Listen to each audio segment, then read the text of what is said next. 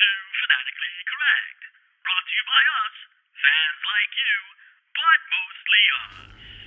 Wollt ihr mich verarschen?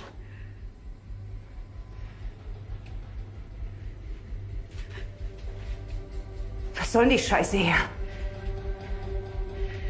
Wo sind Mikkel und Ulrich? Katharina, es stimmt, was sie sagt. Du hältst deine Fresse. Keiner hat dich um deine Meinung gebeten. Charlotte hat recht. Aha. Noch einer. Wer bist denn du? Bist du ihr Neuer? Ich bin Jonas. Ihr Sohn. Und dann Enkel.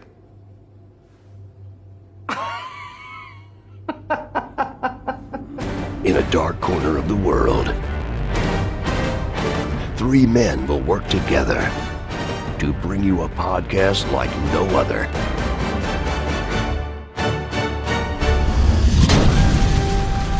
This is Fanatically Correct, where the fans, the geeks, and the nerds are always correct. With your host, MSK, Yo Peace, and Omega.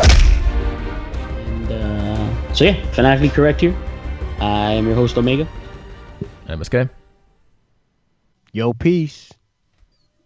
And let's see, what are we going to talk about today? There's like a really good show on ShowTime right now called. All right, so I'm just gonna wait here while you guys talk. Actually, I like how Yo Peace worked into it. So I'll just give him a chance to do it for the audience. So how you liking Penny Dreadful, Yo Peace? How do you like Penny Dreadful? This is a setup. I don't like this setup that you guys are doing right now. Horrible setup. Go ahead, man. I really don't like this setup. But if I have to say something, I'm going to say something. Oh, here we go. What are your thoughts on Penny Dreadful? Here comes rant time. Listen. Hear me. Listen, Linda. Penny Dreadful writers, Penny Dreadful fans, Penny Dreadful directors. That show is not Penny Dreadful. That show has nothing to do with Penny Dreadful. That show is a disgrace. It's not Penny Dreadful. Penny. It for sure is dreadful.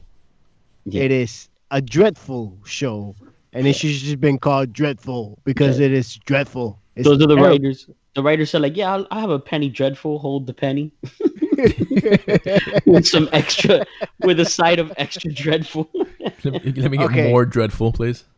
Okay, maybe I'm going beyond and too far for people that actually are enjoying it. Yeah. Maybe there are people that are enjoying it. Especially last episode that you kind of thought, we should give it a shot. Well, it did a season finale. By the time you're hearing this, obviously it's still a season finale, but whether it's a week or 2 weeks or 3 weeks, but the first season of Penny Dreadful's City of Angels, to be specific, because Piece is saying it's not Penny Dreadful. So when you watch Penny Dreadful, which is on Netflix, all 3 seasons, done.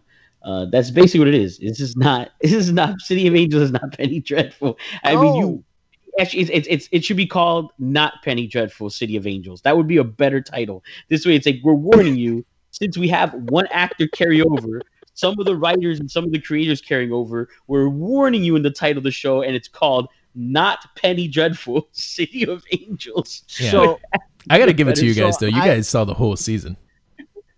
Yeah, I did. Yeah, it has its moments. It's just that it's so disappointing because it's not Penny Dreadful at all. Those moments are in the first 2 episodes, though. Those moments are what? They aren't in the first 2 episodes. They have to be somewhere in the season. Because the first episode had some moments.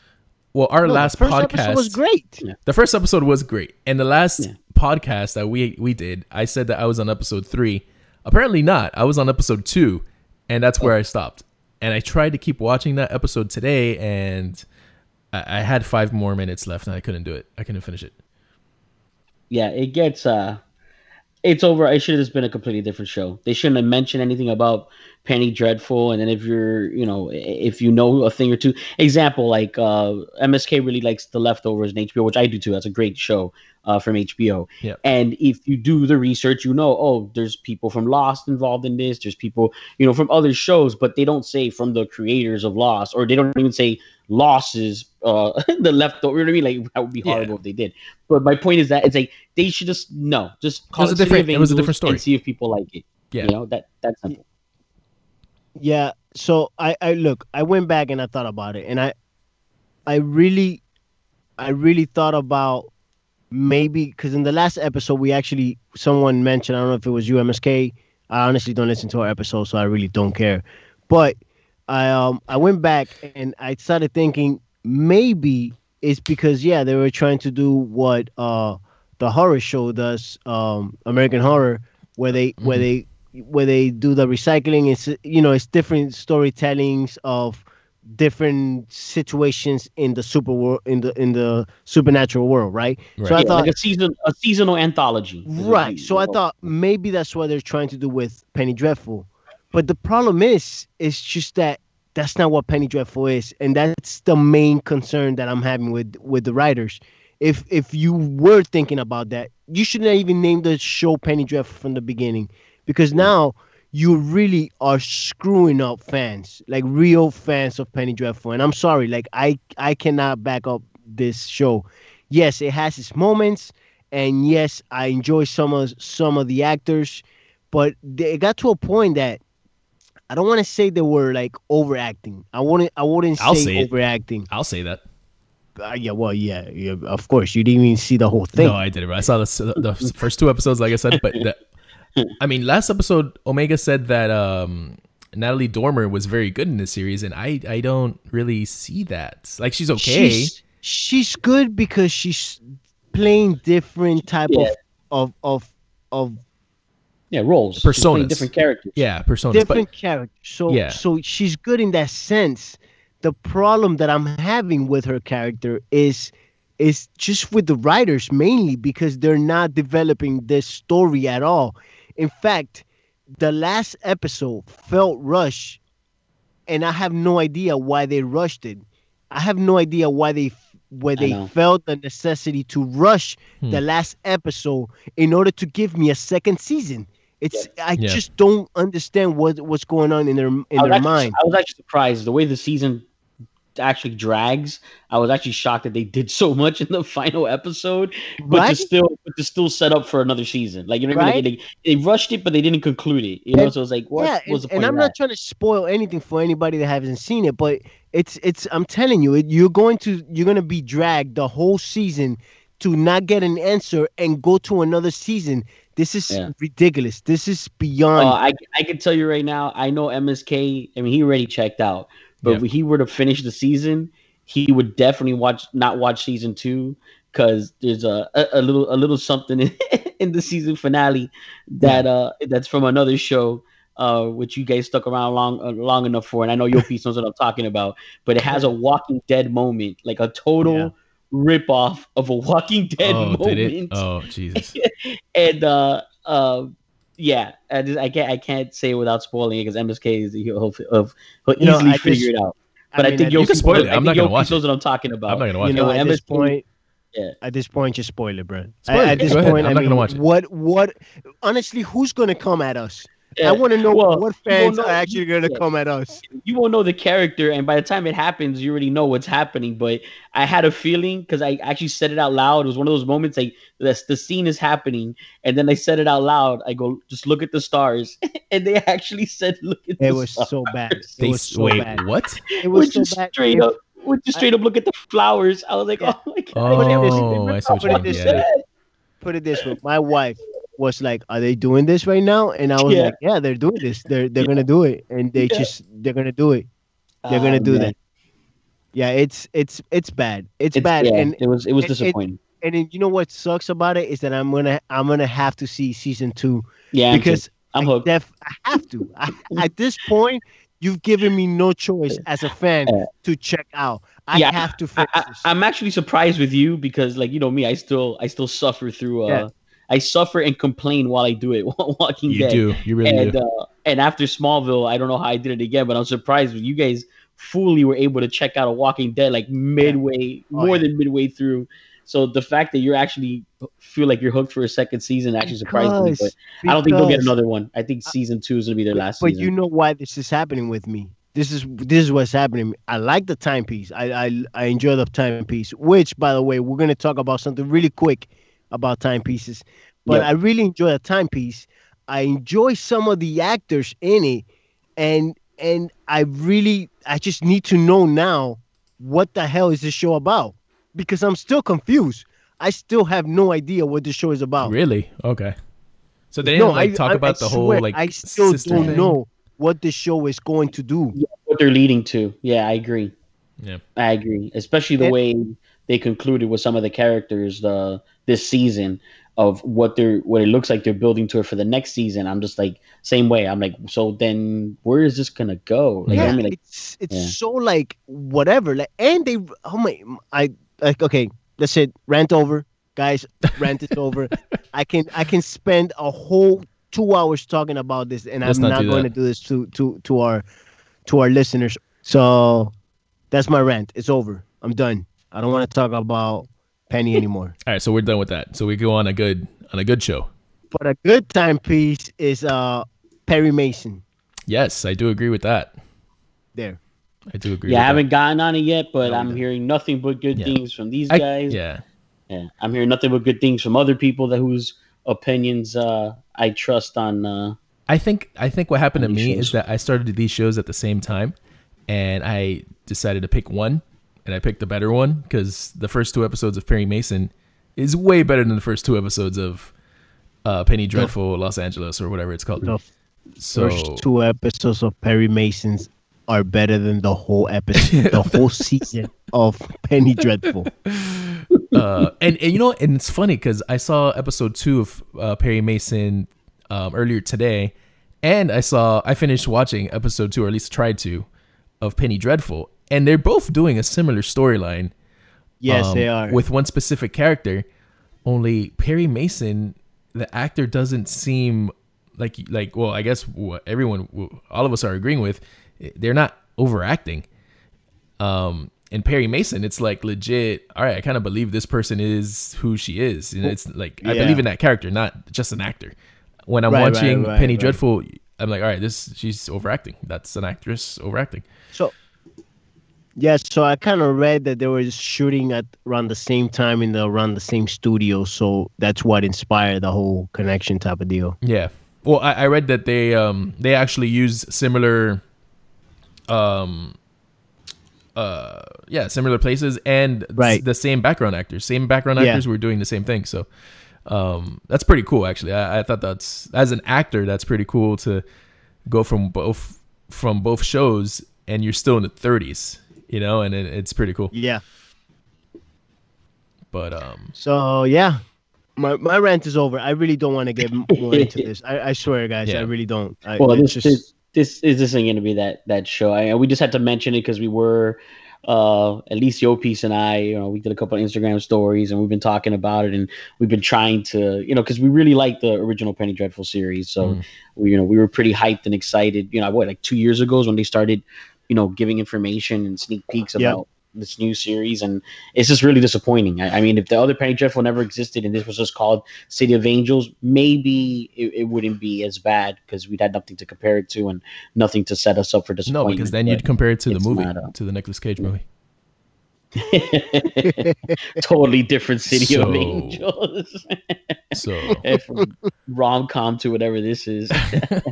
But yeah, I'm gonna jump on Perry Mason. Also, I say it's 2 episodes, and hopefully I'm gonna. It's good. The 2 of them. It's good. I think I was the first one. It wasn't me. It was MSK that noticed the preview for the HBO series of Perry Mason, and I liked it right away because of the actor. Because I watched the series The Americans, which I highly recommend to you guys if you're already digging this and digging that actor. He's one of the main characters in The Americans. He plays the dad / Russian spy / husband or whatever. It's him and He's one of the co-main characters.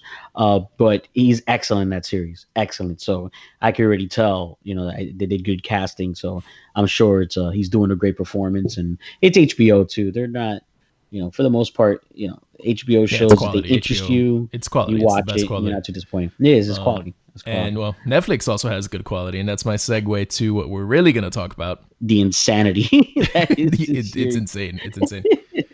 Yep. I'm just gonna do a quick non-spoiler review. If you're into a sci-fi series and you're just looking for a good quality sci-fi series, kind of like in the same scope of Stranger Things, then you have to watch Dark. And it's even better than Stranger Things. I'm gonna say right now that it's better than Stranger Things overall, and it's one of the best sci-fi shows I've seen. So all three seasons ended perfectly, and I don't know what else to say without spoiling it, but I'll piggyback off of that with the Stranger Things. What it doesn't have with Stranger Things, I agree. I actually think it's a better series than Stranger Things, which says a lot because you've heard us on this podcast. All three of us love Stranger Things. It's a great show, one of our favorites. Main reason is Stranger Things serves a lot of nostalgia. It's our exact demographic for this podcast. As you hear a lot on the podcast, it's the exact demographic. We're 80s, 90s kids. That's all the stuff that they're referencing. All the types of movies that we like and all that. It's and pure nostalgia, and it's exactly a great show, but it is. But this is an original series, which is already the same thing. It's very hard. Like the superhero stuff is very impressive because you're getting new takes, and you're trying to figure out eventually when are people going to run out of ideas. And this is the same thing with the whole time travel thing, which is that it's a different show. It's a very different storyline. I wasn't trying to give that away, by the way, but well, you can't do without it. I think I think that's why the ratings, especially the first season, were low. Is as I think without knowing that, you kind of like, what is this? And like it either catches your interest or it doesn't, and then it's hard because it's also foreign. It's a German a series. And I think that's another thing too. That I think that the reason it doesn't have the Stranger Things numbers. That's why I think a lot of people call it underrated. I don't really think it's underrated. I don't think its numbers are anywhere near bad, but they're not as high as Stranger Things numbers. And for that reason, I think when people watch a trailer or see a clip, they don't know what the premise of the series is about. I think by knowing that, it captures a much larger audience. Yeah. And then again, it's not the typical genre. It changes genres, but more or less. The genre is what the trailers give you, and that's what it is. They're giving you the genre without the part of the time travel genre. Yeah. And I think it's important to know that because it's combining two very different styles that you normally see. Well, I gotta check those in the stats on that because maybe domestically, for sure, Stranger Things is way more popular. But yeah, that's what I mean. Yeah, domestically. Yeah, but worldwide it should be doing better because it should be doing better. Yeah. It's a more adult show too. I mean, that's the whole difference between the Stranger Things. The Stranger Things is it has the nostalgia, so the adults like it because it's reminding you when you were a kid. Right. But the kids then could also because the main characters are mostly kids, it's capturing kids now because they're also relating to that. Where Dark is, it has it's dark. Yeah, it's dark. It is. It's purposely titled. It's dark. It's dark. It's dark. Before we go spoilers, I guess Yo Piece more or less. What's your review on it? I loved it. I mean, I thought it's a great series. That's 2 in a row. And no, I think you guys nailed it. And yeah, I'm not gonna. I wouldn't say is. Well, you guys are comparing it to Stranger Things, and maybe in a feel type of way, I say I guess yes, you can compare it more or less, but I think. Just because it's so much more adult driven, I think very true. This takes it to another level, and I think for those fans of Stranger Things, which it's obviously all of us, I think it's just we obviously just connect with our childhood with Stranger Things. So again, just piggybacking on what you guys said, I wouldn't say one and the other on the same boat. Yeah. I think Dark, it's just in another level, and it's a very smart way of telling a story for the viewers. And I think you will enjoy it if you actually like sci-fi. I think if you're not into that type, if you're not into sci-fi, I think it's gonna be a little hard for you to uphill swallow because it's just one of those shows. It's like a Nolan movie and a show type of deal for me. Yeah. That's what I feel about it.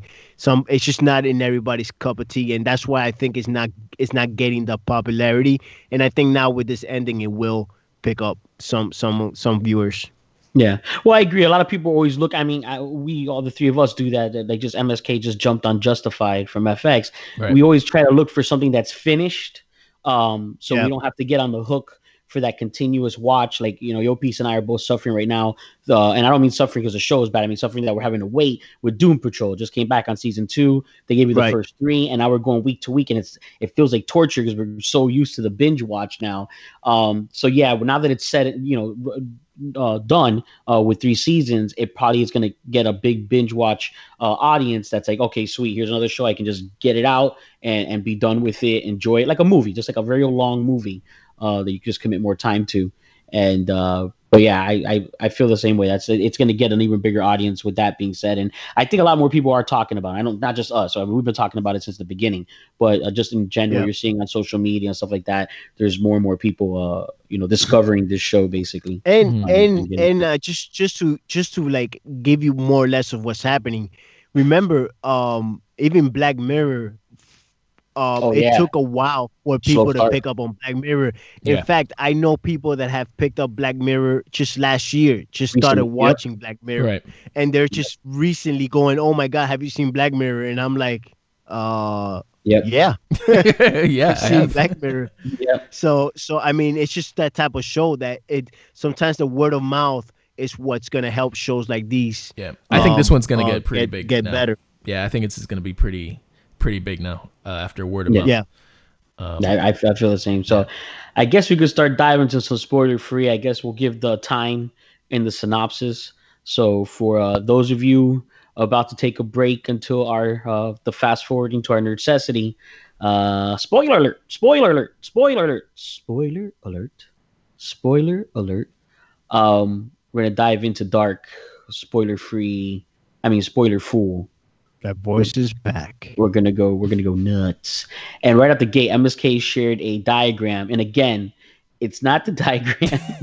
I've had this conversation with Yo Peace that I want because multiple diagrams here. But actually, okay, the diagram that they have in the series, and especially in season 3, on the floor is the diagram of Jonas and Eva and how they influence their 2 Jonas and Martha. universes. Let's just do that. Well, Martha. Okay, Martha. But and then the one you just provided also has the origin world, the actual The original which we one, find out in this season. If you ignore the spoiler alert, this is really bad because Yeah. I'm really diving Yeah. right straight to There's the whole 3 worlds, guys. All right, so Yeah. hang on. There's 3 worlds here. So 3 universes. So we go from time travel, and that's the one thing we cannot give away because at the end of season 2, that was the big like, what? Oh, now they're going alternate realities. Yeah. This show's going crazy. You know what I mean? It's like, it's insane. But the diagram I want, so we have the one that they actually show in the series, which is the one that's on the floor. MSK's now provided one. I guess at some point we'll throw this on social media. I don't know where he got it from. I'm not sure he'll share that. Or did you make this? You got this from somewhere? You made Why would I this? make that? No, that's on Reddit. Okay, I don't know. Hey, some people get into it. I don't know. This is like the red strings. You like this stuff. I don't You know. like Yeah, Maybe I do, you I want do. that guy that's making investigation. memes. Yeah. No, Okay, trust me. what After I want a family tree diagram Yeah. because there's so much time travel incest going on in this show. no, for real.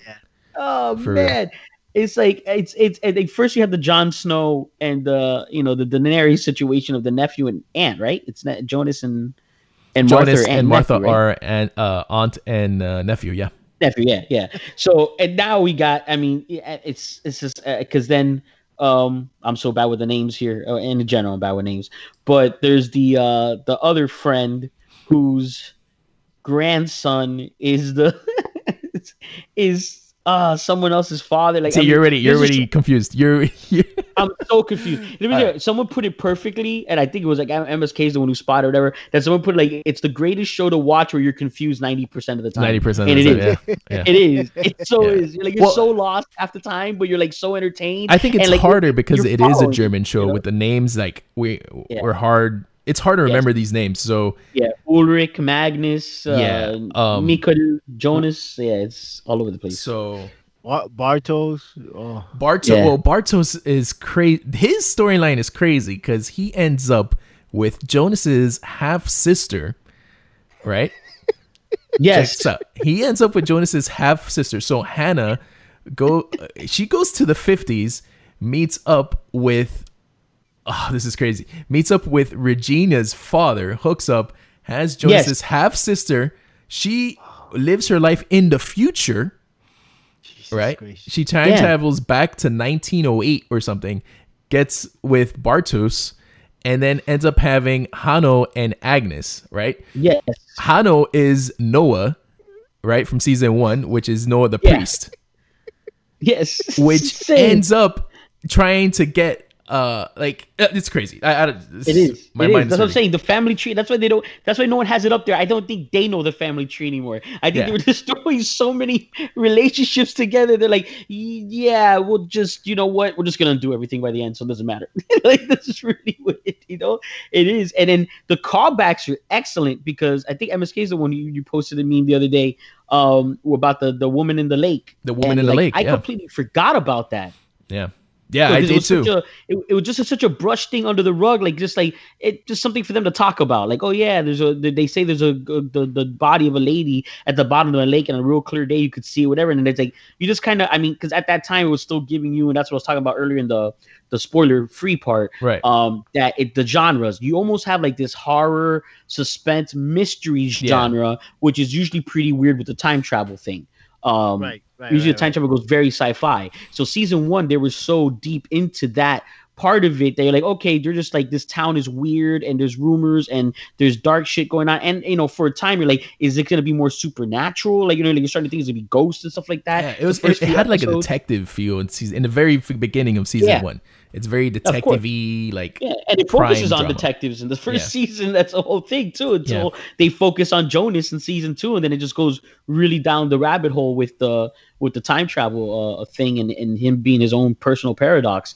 And so when that comes back later, that Catalina's own mother, who abused her as a kid, who then came full circle to kill her as an adult. She kills her as an adult. And apparently Catalina's mom saw Black Mirror because she put them rocks in that backpack pretty fast to get rid of that body. Yeah, she did. I don't know about you guys, but I thought of Black Mirror right away when I saw that scene. Like, sleeping bag and rocks. I remember that too. Yeah, that scene was crazy, man. That was a hardcore scene, man. Hardcore. And it's like, man, no one. It's like, by the end, and that's what's good about it. It's almost fan service the way they wrap it up, because by the end you're hoping that this is what's going to happen, because you're like, dude, everyone is so miserable. Can you just undo it all? Like, that's just start from scratch. You are rooting for. Yeah, you're rooting for. Can we just undo all of this? So we've seen Game of Thrones, and I mean, we were so confused in Game of Thrones sometimes of who's related to who. All these things, and who's family and who's cousin and all this. My goodness, what happened? Yeah. Like, who wrote this? And this is even crazier because it's not one small town. Game of Thrones is a whole map. It's a whole one town. Yeah, that is crazy. Yeah. This is the equivalent of just Winterfell. Crazy. That's it. It's insane. So well done. It is so well done. I am very, very surprised that I actually ended up understanding some of that. Yeah. Well, I mean, once you're really into it, aside from the names, because the names get confusing, they didn't make it that hard to follow. No. If you're really, really into it, but if you miss like one scene, you're screwed. Like you're if you fell asleep and didn't go back to the episode, you're screwed. Yeah. Yep. I had to do that on the episode before the finale. I fell asleep twice again. It's only because that's the best episode. Yeah, exactly. No, it is. It's great. Yeah. But it's because it's a binge watch, and then I was like, oh, I missed stuff, so I rewinded back to where I remembered for sure, and I watched it again, and I'm like, all right, I'm gonna go to bed because I can't no more. And then when I looked, I was on the last episode now. All of a sudden, I just got like this big punch of energy. I was so wide awake for the final episode. Like, oh, I'm doing this now. Let me get this over with. Like, because I binged it in one day and I hadn't slept like much the night before, so I really didn't think I was gonna have the energy. But with one episode left, I was too excited to like. There's no way I'm gonna go to sleep now. And then my problem. To watch it. I made a mistake in watching the last episode like at 1:00 in the morning.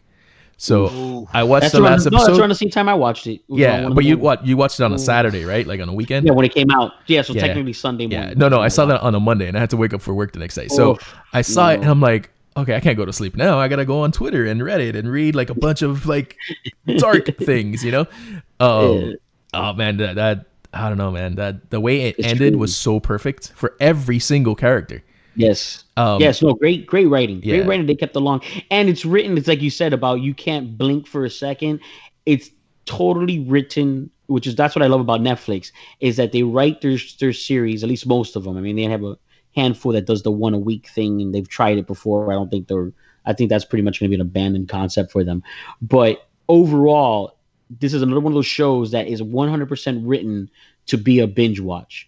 Not because the excitement wouldn't be there. I think on a week to week, this would definitely get great ratings once an audience is hooked on it because they're going to tune in for the next episode and see what's going on, but it would be harder to follow. Yeah. And one of the things that make it hard to follow is there's no way you can guess like 80% of how things turn out.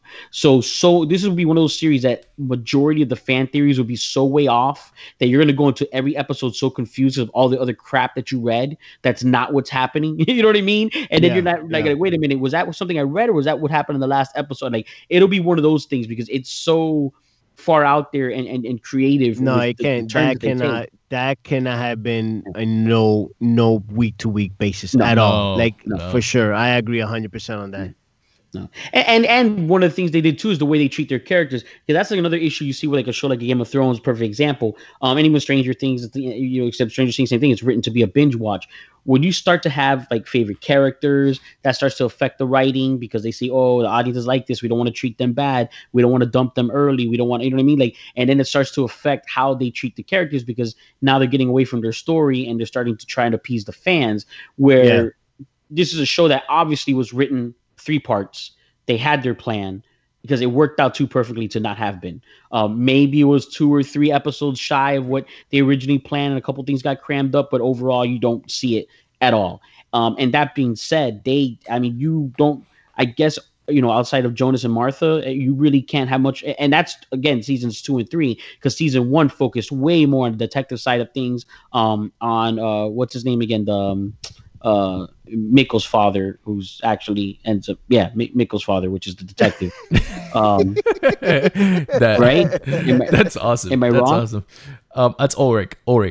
It is Ulrich. Okay. So season 1 is mainly Ulrich and his partner Charlotte trying to figure out what's going on with these kids in the beginning, and then it turns into the whole Jonas versus, well, not versus, but it turns out, which we find out later is middle-aged Jonas, right? Because we don't know Jonas that's Jonas. Grown up, well, middle-aged Jonas. Yeah, middle-aged Jonas versus Noah, the priest.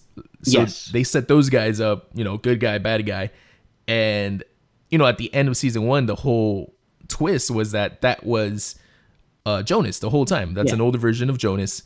Yep. And, that was like the huge twist of season 1.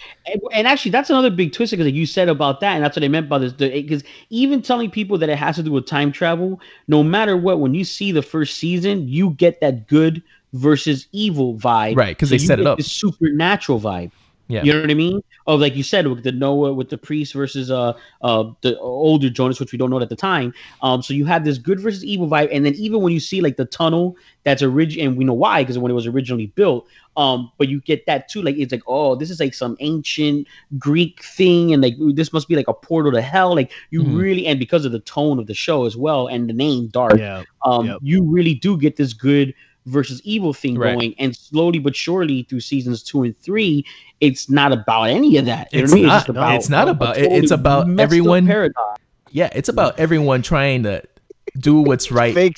to fix trying their to fix Yeah. things to making it work. Making it right, yeah. Total nightmare. the whole series Total is nightmare. based on everyone trying to fix something for either someone they love or for themselves. Exactly. Trying to mainly for people that they love, because the whole thing about Jonas was trying to save Martha.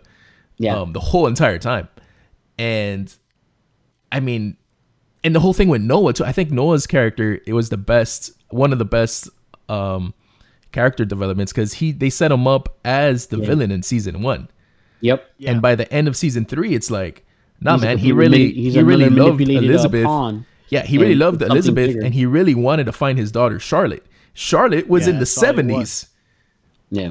while this guy was stuck in the future in 2040 or whatever, trying to look for his daughter. But his daughter was in the 70s, who was stolen by his future in the far wife future.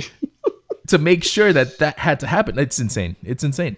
It's wild. Yeah. It's wild the way it jumps everywhere. And then you get, I mean, that's just, and then the craziest thing is the whole paradox behind it, that when it's all said and done, like, okay, who's the big bad? They each have a big bad, and basically the big bads were Adam and Eva, which were Jonas and Martha. But it's like, so you are your own big bad. You know what I mean? Like, and then you manipulate yourself, and you would think by the time you get to this age, you wouldn't any further manipulate yourself and like break the chain. It's like it just gets in that, which the whole thing with the paradox, like you're stuck in the loop, you can't get out. And I really thought it was gonna. I don't know about you guys. I was a little worried, only because I'm a little bit already jaded by other time travel paradox stories, where this is just going to end with either how the loop starts or whatever, but it's not going to resolve. Like, you really don't. Once you see the exposure and the revelation that it's a time loop, you're like, okay, this is done. They're not going to break from the loop. Whatever's supposed to happen's already happened. It's going to continue to happen.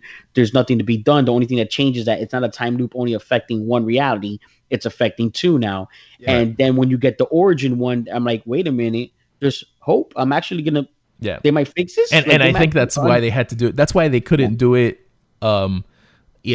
Eve from Martha's second world, right? Like it couldn't be Martha from the same world as Jonas. It had to be Martha from a second world to introduce the original world to fix the whole loop. Which is the way they did it with Claudia. Which, I mean, I didn't see that coming, but the way that she figured it out and said, no, we have to redo this whole loop. So I have to see my daughter die again.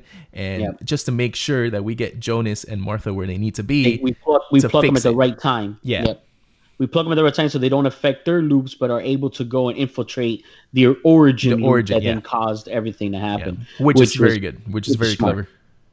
Yeah, no, I mean, and in that story too, again, there's no plot holes where they just made it up as they went, because the hints were already laid out through the series with that character, and it's just, and that's what's smart about it. That's where you don't see, again, the Mandarin, you never see me coming, because he had such a almost insignificant part throughout the story. It's significant yet insignificant, in the sense that you would never be like, oh, it's gonna all be about this guy's trauma. You know what I mean? Like, no way you could guess that, that it was gonna end up being about him.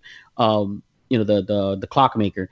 And then it goes there, and it's like he was such a small thing in the beginning. I mean, not really small, but you really didn't pay attention to everything else that was happening around. He wasn't one of the main players of the show. To be the ending of the whole thing, which is crazy. And it makes sense, because even him, he experienced that one moment.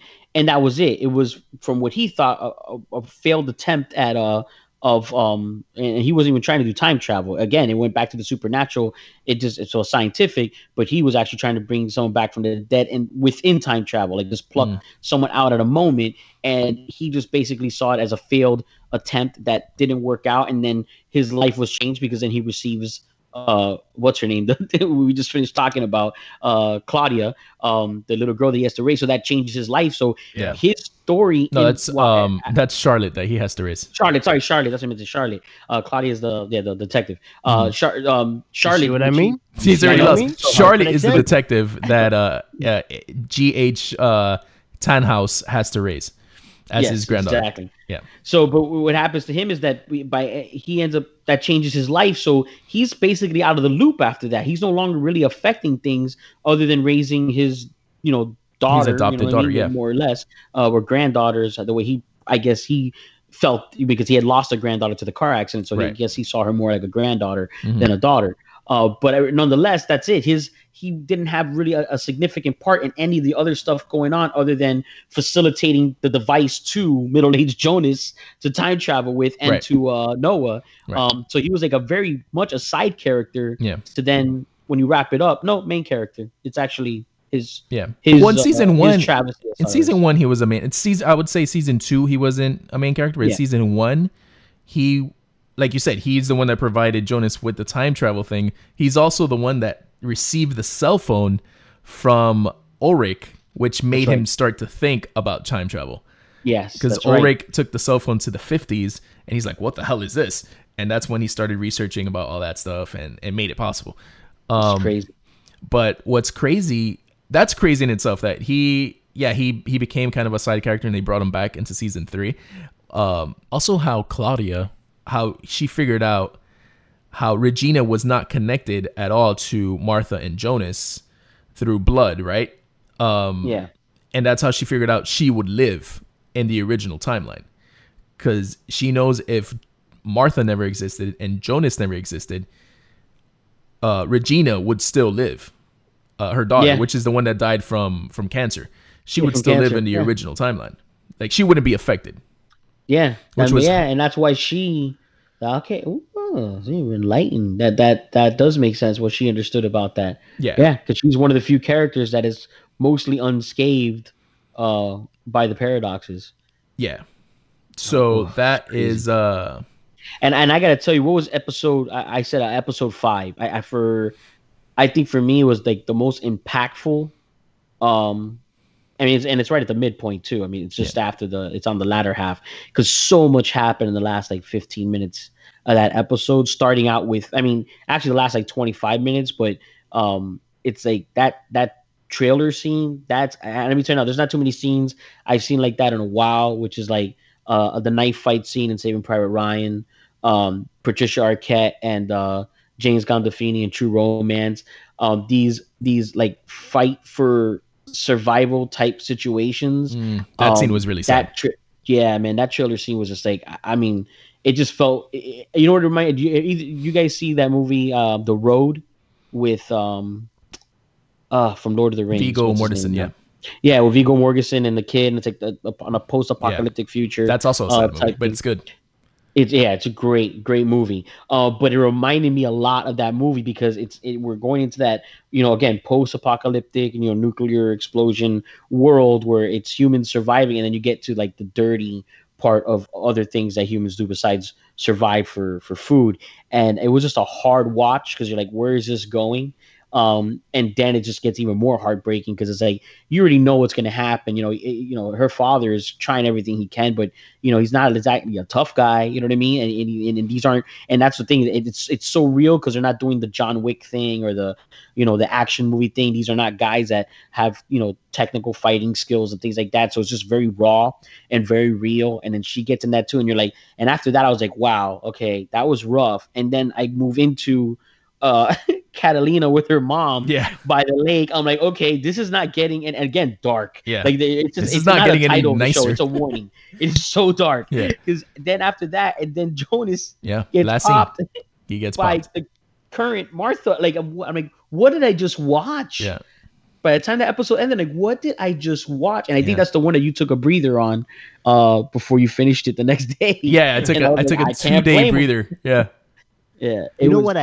You know what I really enjoy about this show? It's just the way that they were able to tell a time travel story, which I'm not sure if now I'm trying to think, but I'm not sure if it's been done this way, like this ever before. Top of my head, I cannot get one right now, but the way they were able to end it, it is so well done. It's beyond well done, because I think it took a lot to, first of all, to just write these characters out. Obviously, from the get-go, just writing it out. That must have been like crazy, amazing. There's so many characters. Thing So many characters, so many storylines, so many different things. And only just one quick side note, only because you're talking about all the different characters. I like the casting too because they don't do the makeup. They don't do the. They did a I was good gonna job. go into that. Yes, go ahead. All right, I'll go let ahead. you continue that. No, go. I definitely was gonna go into that because not only are you able to like write all these characters the way you're writing them, the casting, the casting director, whoever casted these people, by far needs to be casting for every single thing I want to see. Yeah.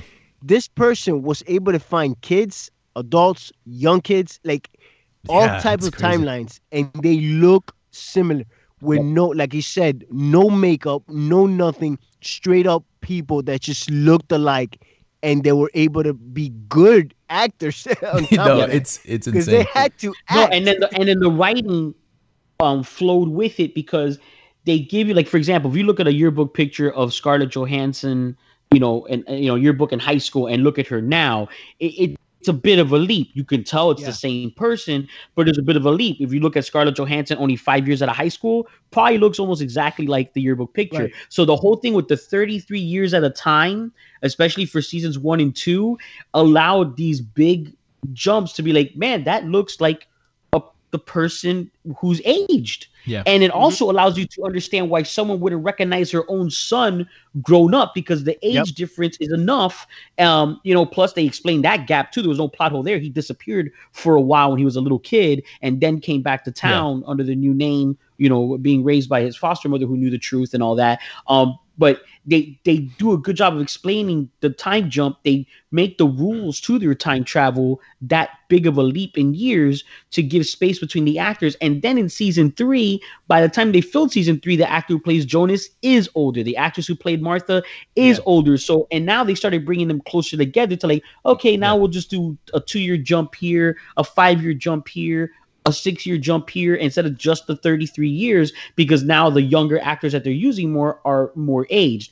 But just the fact, I mean, it's just incredible. And that's what I say with the casting is like, insane. There's no makeup. They're not doing prosthetics. They're not doing anything. They just got actors that looked a lot alike and that can still act. I mean, I when you watch it not dubbed and in subtitles, you even see more, because if you're watching it dubbed in English, obviously they're using different voices. You don't get as much the performance of how someone older and younger are playing the same personality. You kind of lose that a bit. Straight up, good luck. Good luck. Yeah, exactly. Yeah. But it's just very impressive. So I mean, on all scales, going to something outside of the scope of the story, which is just the casting director. Like, thank you so much, because like you said, that's one thing I was never lost. I never felt like, oh, wait a minute, is this that person young, or is this like no, they look like them. They look like you. Dude, when you see, as soon as you saw them, you're like, oh damn, that's Catalina. Like, oh, that's definitely Ulrich. And I mean, well, specifically with Ulrich, man, because the middle-aged Ulrich and the very old Ulrich look exactly the same. I feel like they got that actor. That was the same guy. I thought it was the same actor, and they just put makeup on him or something. Like the same thing with Magnus, right? I did too. Yeah, the same young teenage Magnus and like the 50-year-old Magnus. I'm like, dude, that I could see that kid turn into that guy like easily. Yeah. Very well done. It's very well done. Yeah, it's incredible. But, no, and even that storyline, man. That storyline is crazy, man. The deaf girl is the deaf Francesca. Yeah, Francesca, the little girl and the adult version of her. I'm sorry, no, the deaf girl was Elizabeth. Francesca was the older sister, the one that this guy helped. But man, I mean, like totally like spot. Like you see, like that's this girl, and she has short hair, and and it's obviously not the same actress because there's a significant age difference. But just again, that's why I had to say like, and I'm glad that's where your piece was going with it, because just even the casting was just like everything is so well done about that show, and then it's simple enough that they're able to bring you effects where it's needed. You know what I mean? Because not the whole show needs big effects. So the moments where it called for it, I mean, they had good effects. I got no complaints. I didn't feel like any the effects were like the least of like I mean, you see the black hole thing and exactly. Excuse me, like all that stuff looks great. It's just that's like the least of like the awesomeness of this show, you know? I bringing up the effects since you brought that up. I do like the way Martha and Jonas went out at the end. Like they just kind of like dusted, like it was Infinity War type dust, you know? It was reverse Thanos. It was yeah. it was like pretty Thanos. Yeah, it was like nice, like, all right, we're going out, you know. I told you we were gonna end up like together, but peace out, you know. That scene was great too. The way like they did it, they already found the guy that died, and they changed their lives and made sure the original universe stays intact. And they know they're about to die right now, but they're like, screw it, like this is what had to be done. Yeah. Which was awesome because they kept cutting between them as teenagers to the older Adam and Eve characters, which you know, that's what Martha and Jonas become in their timelines, which is crazy. And they're going against each other the whole time. They love each other, but the whole time they're insane. Going against each other. It's insane. I thought because it's just it sours, you know what I mean? Like the romance they had for each other without any real moment, you know, real time, because they only had moments together. They had that's it, moments. They never had like weeks of being in a relationship. All they had was moments. Yeah. Well, specifically together. For that Martha, because that's the Martha from the second universe, right? At least Jonas grew up with his own Martha, so he had that attachment to the second universe Martha when he met her. Martha just met Jonas. Yeah. And was like thrown into this whole time travel thing from out of nowhere, and that's insane, man. Yeah, it's so well done. And then again, that's super cool. Which too. at that moment made it easier for the whole process to be able to be done, for that loop to be broken the way it was broken. For me, finding her at that moment of meeting him for the first time is what makes it okay and easier for her to do it. Yeah. Well, yeah, because they nabbed her right before she kills him. Right. Is the scene. Right. So, which was the most drastic scene. But then the whole thing is that's what you find out is that because what matters at that point, and that's what the difference is. Adam spent most of his life, Jonas, the vast majority of his life, whether he was jumping around in time, whatever, he's aging through it, trying to save her. So for him, it's all about her. But then for her, obviously, it's all about the baby because, he impregnates her. And remember, it's right after she found out she was pregnant was the moment that they were able to manipulate her into killing him because the false promise of, this is how it's going to, this is the way to salvation at the end when it's all said and done. And it's just like insane, to not see any other way than like this all has to end. So you kind of really understand, Jonas / Adam's perspective. Like this has to stop. Like there's just like, this is going in a nonstop, I gotta watch circle. That scene because I don't think she gets nabbed before she kills him. I think they had already killed him. And then when she got on the bicycle with this guy, isn't that when they grabbed her? I thought that was before they. No, I think she had already killed that Jonas. That's why she was in shock when she saw Jonas again. Where she saw him. Yeah, that's right. It was just after she killed him. That's right. That's why she was just right after. I need to rewatch that just to make double check. Yeah, no, you're right. That's right because that was the Jonas that had not yet met her. Is what they did. That's what she asked him. That's what she asked him, and he was like, "What?" Like, I don't know. Yeah, exactly. Jonas asked her, "How was the Jonas in your universe?" Just told him about it. Yeah. Jonas was like, "Oh, how was the Jonas in your universe?" And she was just like, "Dude, I just met you." Like, she didn't answer that, but in my head, that's what she was saying. Like, I just met you 3 hours ago. Like I said in the last podcast, I was like, if you had a hard time with Endgame or just don't bother. Don't bother because this is rough. What did you guys think about the last scene, like how those characters survived? And it makes sense why those characters survived, but what do you guys think about that last scene? She says about the naming the baby Jonas. Well, no, about just those are the people that survived. Like, I mean, for me, when I see Hannah, like I don't like Hannah. I saw Hannah the whole series. I was like, I don't like her. For me, she was just like, she was kind of crazy in the second season. She leaves Ulrich in the past. She had the chance to save Ulrich, and she was like, "Nah, man, you stay in jail. Screw you." And Ulrich is not a cool guy either. Like he's not the perfect dude either, but he's from another time. You have a chance to save him and go back to your time, but you're like, nah. But she was even like, and they even hinted that she was that way in the alternate universe too, because she was, or like, I want to destroy, like Claudia, because that's who was having an affair with in that world. Like, I want to destroy him, whatever. And then she was like, they really showed she was always an unstable person. Yeah, she wanted to destroy Charlotte's life because Ulrich was having an affair with Charlotte. But that's why I said, because you kept saying that this guy, like, he always gets screwed. Like, it would be better to finally see him happy at the end. I'm like, is he? Because now he has. Now he has Hannah, and then having Jonas. Wife, and Jonas is going to be his kid. Like, I don't know what's going to turn out great for him. I mean, obviously a different Jonas because it's not. It's not going to be the same guy. Yeah, it's just that name. But it's kind of the Inception, top spinning. Like, it's not going to be the same. There can't be. It's another dad. Like, and it's another family tree. Yeah, it's just throwing the name out there. Yeah, there's just the name. Yeah. And which would make sense because I mean, Jonas, was her kid, so she's. That's no matter again, the loop was already after she was already born. So time didn't change that point. Some people they have a name in their head, that they've always want, for a pet or for a kid or for, whatever. And you just always have that. Like that's just an idea I've always had. So why would that change? Now, to be fair, we don't know that guy's background. There's, I don't know his family tree at all. He's not related to any of these people. There's question marks to that guy's background. That's true. So that is true. So we don't know. Maybe some crazy stuff happens in the original. Who knows? This could be the sequel. Very satisfied with it all over. Look at the map. You see his name, and there's question marks of who his family is. It's insane. That makes sense. Yeah, because everyone else is. They are like you are your family. You know what I mean? Like I don't know who my grandfather is. You are your grandfather. Oh, it's insane. Yeah, that's wild. Man. So good. Yeah. We're getting a little long there. We could keep going, or we could switch over to a necessity. I mean, I could talk about the show for hours, but yeah, I mean, it's up to you guys.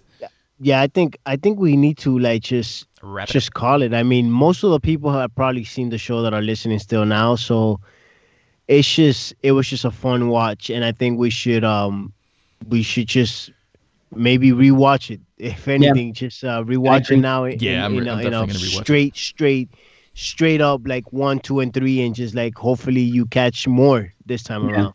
Yeah, and I think, and I hear that we always do time travel. I mean, actually, we Nerdcessity, the MSK pulled it up. I think episode 17 is when Dark was our Nerdcessity. It's actually one of our panels at one of our cons. So we always do time travel stuff. So it obviously will come up in a time travel conversation. And then, of course, if you're listening to this, hit us up on Instagram, Twitter. Yopiece will give you the info now. But my point is that give us questions, suggestions, and then the next time we talk Dark, and we could dive in even deeper into seasons 1, seasons 2, seasons 3, especially after a fresh, full binge watch of the three seasons all at once. Yeah. And like I said, Yopiece, tell the people our info. That's right. So you can reach us at Fanatically Correct on PodBean, Google Play, AnyPod. We're on Spotify. We're on the podcast for iOS. And if you can, please kind of review us on there because that's where we get, some of that good credit, if you want to call it good credit. We're also, our website is fanaticallycorrect.com. Follow us on @FanCorrect on Twitter, Instagram, Fanatically Correct on Facebook and MeWe. And you can email us at contactfancor@gmail.com or just leave us a voicemail at 786-704-8404. That's it. That's all I got, guys. Remember, we don't. You sure you don't got our 33-year tunnel that people can contact us through? Well, just remember, through that tunnel we can. We're not going to pay for any charges. Exactly. Yeah. That tunnel. Beware of that tunnel. Yeah, I don't know what that 1918. I don't know what 1918 roaming charges are in Germany. Yeah, we'll pass. For Nerdcessity, I mean, I have one here. You guys cool with that to do? I think it's pretty relevant. We could do it in a very easy. Yeah, go ahead. We're gonna go with and this actually because not all our Nerdcessities need to be on theme with the topic of the series, and that's the whole point. We mix it up and mix it around. Joel Schumacher, very famous director, recently passed away. Rest in peace. Rest in peace. And you know what? I knew there was other things he did. I hadn't really detailed because especially myself, I'm very guilty of this, of really upset at the original Batman run of Tim Burton and of course Joe Schumacher and then whoever did Batman and Robin. That was Joe Schumacher. But yeah, he did Batman Forever though. No, he did both of them. Joe Schumacher. But yeah, Joe Schumacher passed away. Why is he ignoring that? I'm sorry, what was that? He did both of them. He did do Batman and Robin also? Yeah, he did both of them. Yeah, he did Batman and Robin, yes. All right, I'm going to pretend for his sake that just he didn't ignored do Batman and Robin. No, but he actually he has some incredible work. I mean, he has a list here, and I figured the easiest way to do it is, as a necessity, we each give one of a Joe Schumacher film that we strongly recommend, that if it's not already in your repertoire of movies that you have seen, or one that's worth just rewatching if you haven't seen in a while. And I'll go last, so whichever one of you guys want to give one first. I gave the list of what I think are his best directorial films. If you have something different, you're more than welcome to go off list, guys. But I guess Yo Piece, what would be the Joe Schumacher necessity you would give? All right, thanks for putting me there, buddy. Right on the spot. I'm gonna go with Flatliners. I think that's one of his, right? Flatliners. Yes. Was that one of his? Yes, it is. Yeah, I really love Flatliners. For me personally, I actually enjoy that movie a lot. I thought that movie was dark. I thought it could be even darker. I seen the remake, and the remake is pretty decent too. It is. But yeah, that's one of my go-to movies of his that I actually enjoy. Yeah, I didn't realize for a while that he had done a handful of these. I didn't realize he did until I hit the IMDb page. But yeah, Flatliners is a good one, and that's definitely a pre Jack Bauer Kiefer Sutherland right there. For sure. Nothing like that character in that movie. Yeah. Okay, so this way you have. So I'm just doing one. I'm just doing one or doing three, or what are we doing? Well, let's do one each, and then we'll go from there. That's your top one. So I let MSK take one. This way we can get one in the high end. I'll go for your most Schumacher film. You would. I'm gonna go with. It's hard. I'm gonna say two of them. Well, this is hard. It's hard do one. I love these two movies. I'm gonna get the other. Do one because I'm gonna get the other. That's the whole point. Look at this guy. He just passed me. Try to double dip to screw me over. Do one and I'll do the other. All right, I'm gonna go with the one that I seen the most as a kid growing up. Wow. I know where he's going. Okay. Yeah. You know what? That's probably the one I would have done too. Yeah. Go. Wait, why do you guys automatically think that's the one? Like I could say, go ahead. I could say anything. I was a very angry kid in traffic. So no, I'm gonna go with the Lost Boys. Yeah, woo! I'm gonna go with the Lost Boys. There's not much to say about that movie, man. Like the whole pre-Jack Bauer, Kiefer Sutherland as a vampire. I don't know. It was just it's like a cool teen vampire movie before teen vampire movies went to crap, right? Like this was like a cool one.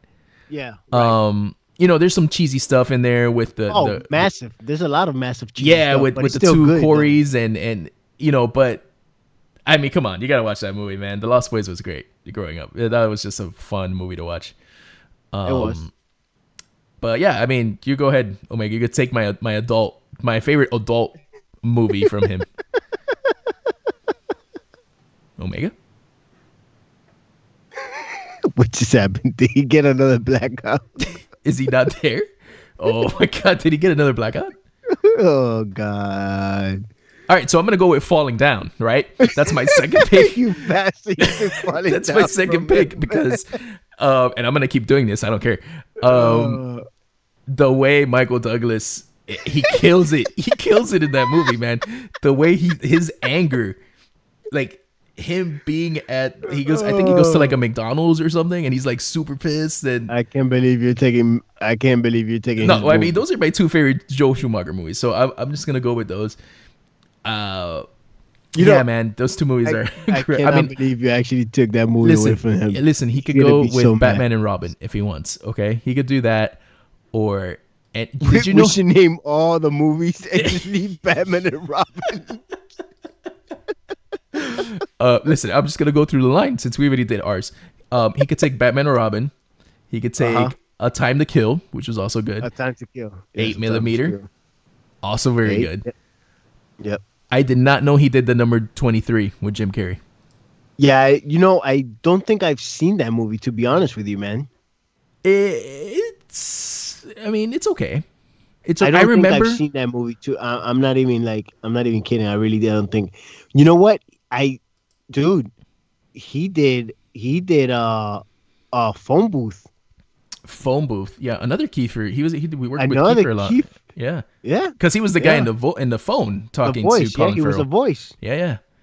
That movie wasn't that bad, but it's super dated because there's no phone booth. Oh yeah, definitely super at dated. all. Like nobody will ever get caught in that situation. Like, ever where is he? Dude, I'm just gonna step out and use my phone. Like, in the history of our world now, no one will ever get caught in that situation. Ever.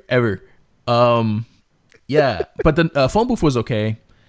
The number 23 was also an okay movie. It wasn't amazing or anything like that, but I remember when it came out, a lot of people really dug it. Like everyone was like, "Hey, Jim." I guess maybe it's because Jim Carrey never really done like a horror type, not horror, but Jim Carrey went crazy movie, right? He didn't do like a suspense movie, but no.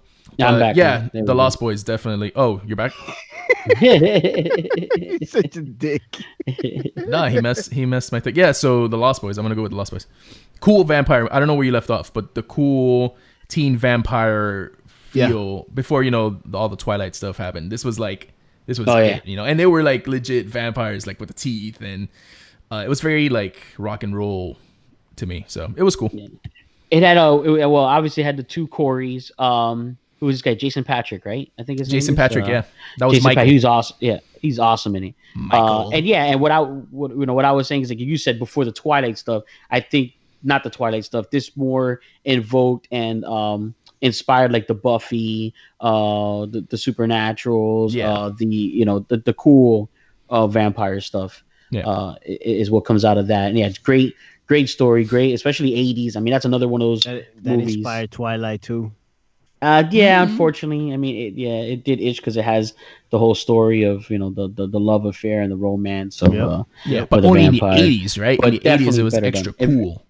Very, very 80s film. This is very 80s, very 80s. Very 80s. I'm actually gonna go with. I really thought, and I already know what the other one he's gonna do, so I'm gonna let him have it because I gotta go with the one that to me is the most impressive. Nah, go ahead, bro. Just do the one of what he's done. Just do the one. I'm gonna go with 8. I'm gonna go with 8 millimeter. We'll mention the other one because I think all three of us can agree on the other one.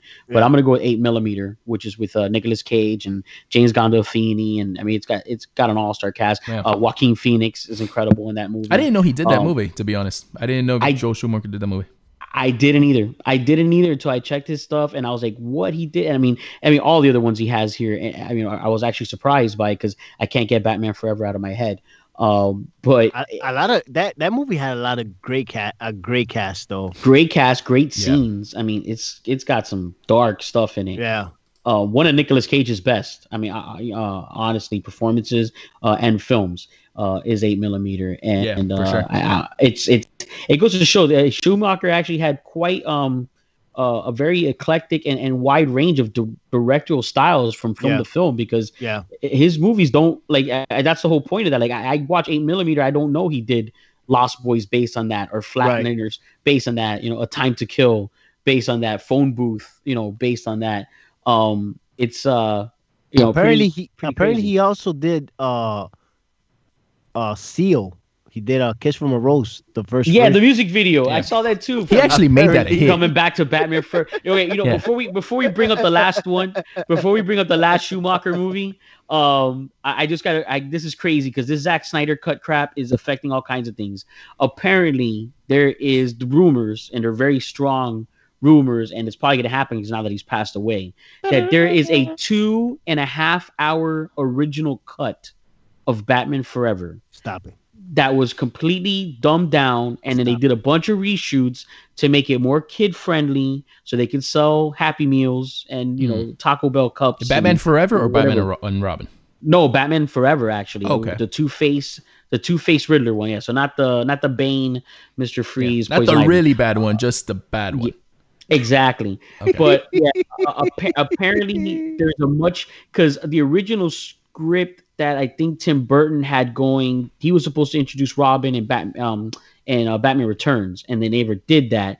And then apparently they got really into like the darkness of Robin's character and what he dealt with, and so apparently it was less kid friendly. It was supposed to, I guess, going to be a much darker Tim Burton style-esque version, but then I guess he really let the studio bully him into.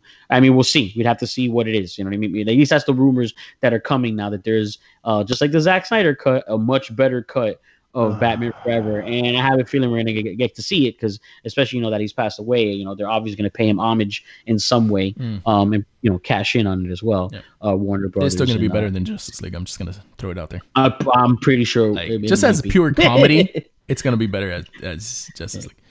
Then Batman versus Superman, the first cut. Yep, for sure. Yeah, no kidding. Yeah. But yeah, I guess we'll end on the final note is.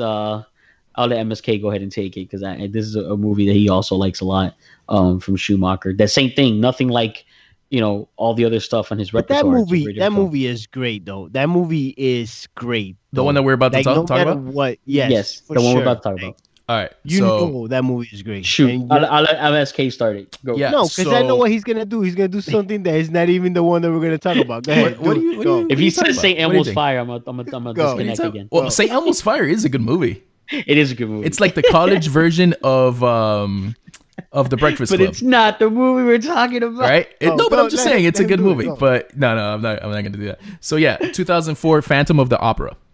All right? That movie.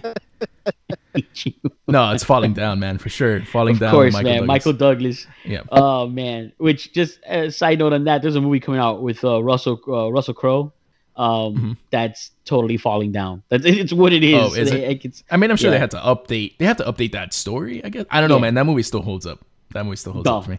It's he loses Robert it. Duvall. He loses. I feel like that guy every day in traffic. Yeah. For sure. Yeah. People who drive in Miami traffic totally, which is sorry for the docs, but MSK is the falling down story. Yeah, man. When you drive in traffic like that, you get it. You get it. And if you had a bad couple of weeks or and that's the thing with the film Falling Down, there's more to the backstory. It's not just one bad week, it's not one bad month. No. And he's going through a divorce and he just lost his job, and it's like a lifetime of traffic. That's all it takes. A lifetime of traffic. This is why we need to move on from this, man. This is we need flying cars ASAP. We need something else. This is ridiculous. All this traffic. That movie goes off the rails, especially because, and they do the smart thing, because obviously it's one of those films where you catch yourself midway through, like, oh man, I'm kind of siding with this guy. I'm kind of getting it. You know what I mean? And then they do a great way of then like, okay, he's going too far. This guy is a problem. Yeah. He is the bad guy. He's like, it's one of those, movies that reminds you halfway through, like, yeah, stop relating. This guy is a bad person. Yeah, for sure. Hey, but did you know that he actually did Phone Booth though?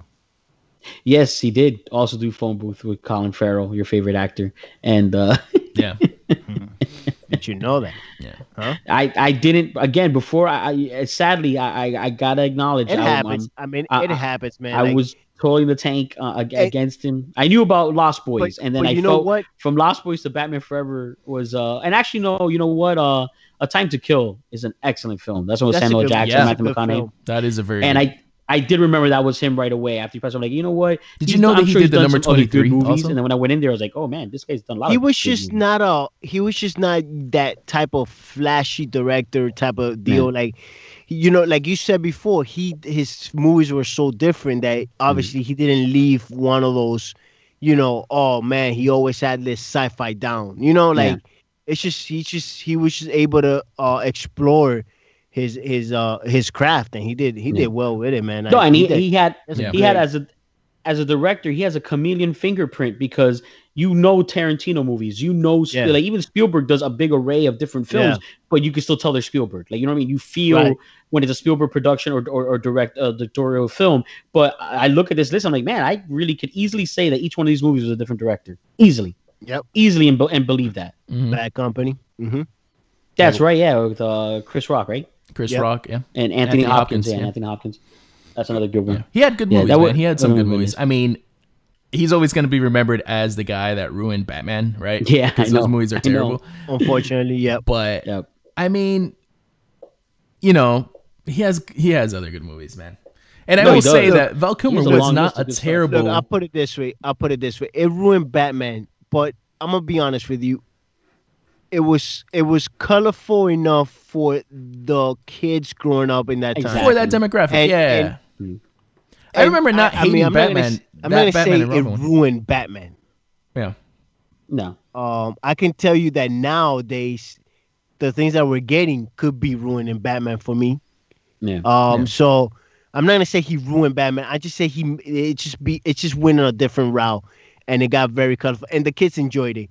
And you know, like seeing it in the movie theaters, I think it was different then. So I mean, well, I saw Batman Forever in the movie theaters, and I was like, okay, it's not better than the first two Batman, but it's still entertaining, right? Yeah. I didn't mind Val Kilmer. Val Kilmer was okay. It's just the look of it that was kind of like, all right, not my. Yeah, I really don't dig it. It was colorful. Yeah, Batman and Robin was awful though. There's no. And in fairness, I mean, remember the Batman and Robin series with Adam West. You know, it's like that's totally not what Batman should have been either. Then, but before its time, it's for the times of what you get, and some things hold up, some things don't, and when you take things for what they are for when they are.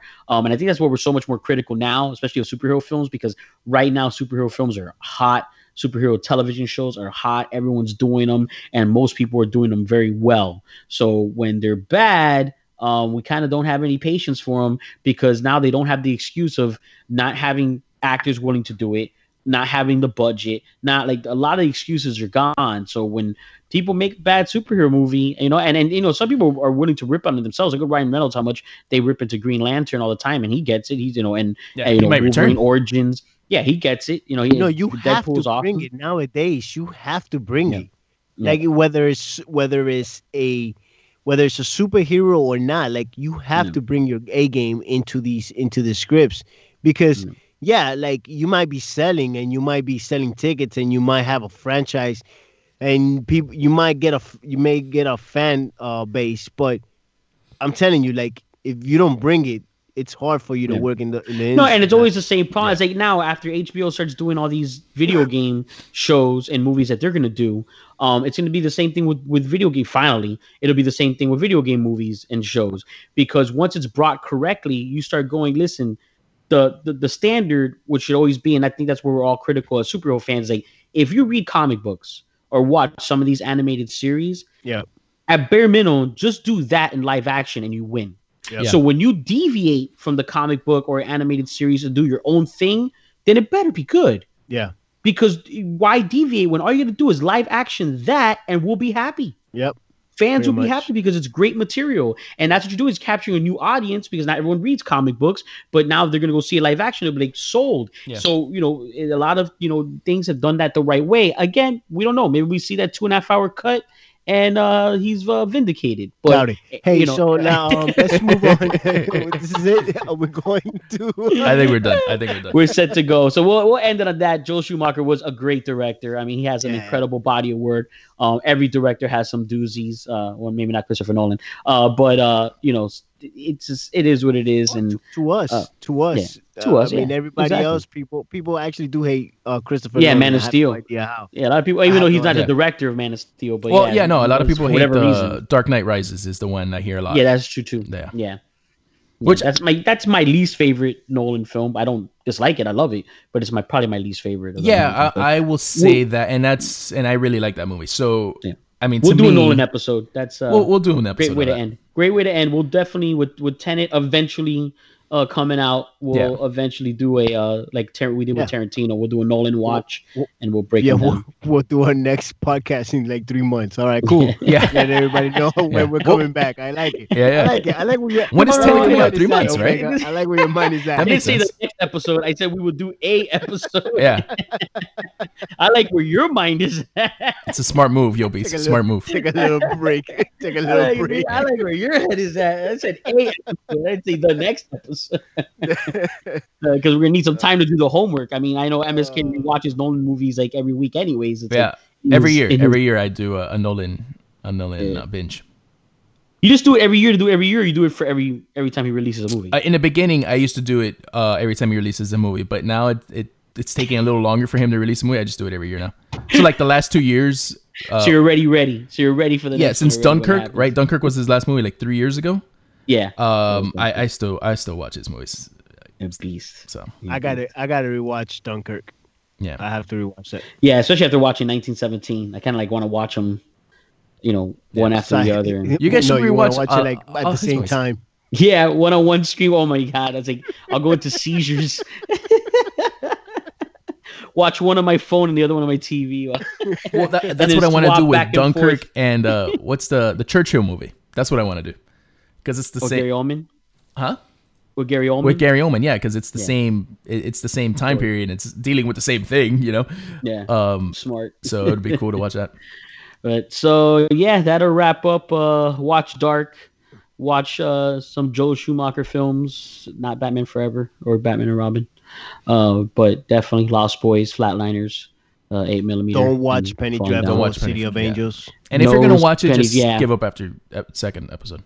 Yeah, for those of you that are hooked, every once in a while, Yo Peace and I, next season at some point, whenever they have it, we'll probably drop a note here and there. But for anyone who's not jumped on it, it is definitely an anti-nerdcessity. Don't get yourself hooked on it. Yeah. Avoid it. I'll tell you right now. Sad.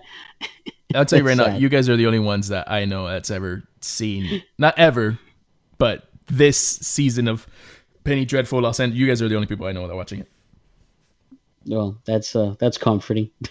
So, Well, we know who's So that's, paying Showtime's bills. real. Yeah, pretty much. Well, not anymore. Sad month to month, baby. So on that note, this is Omega saying peace. MSK, peace out. Yo, peace. Peters. And there you have it, folks. This has been Fanatically Correct. Until next time, you crazy kids. Signing off. What was What the heck?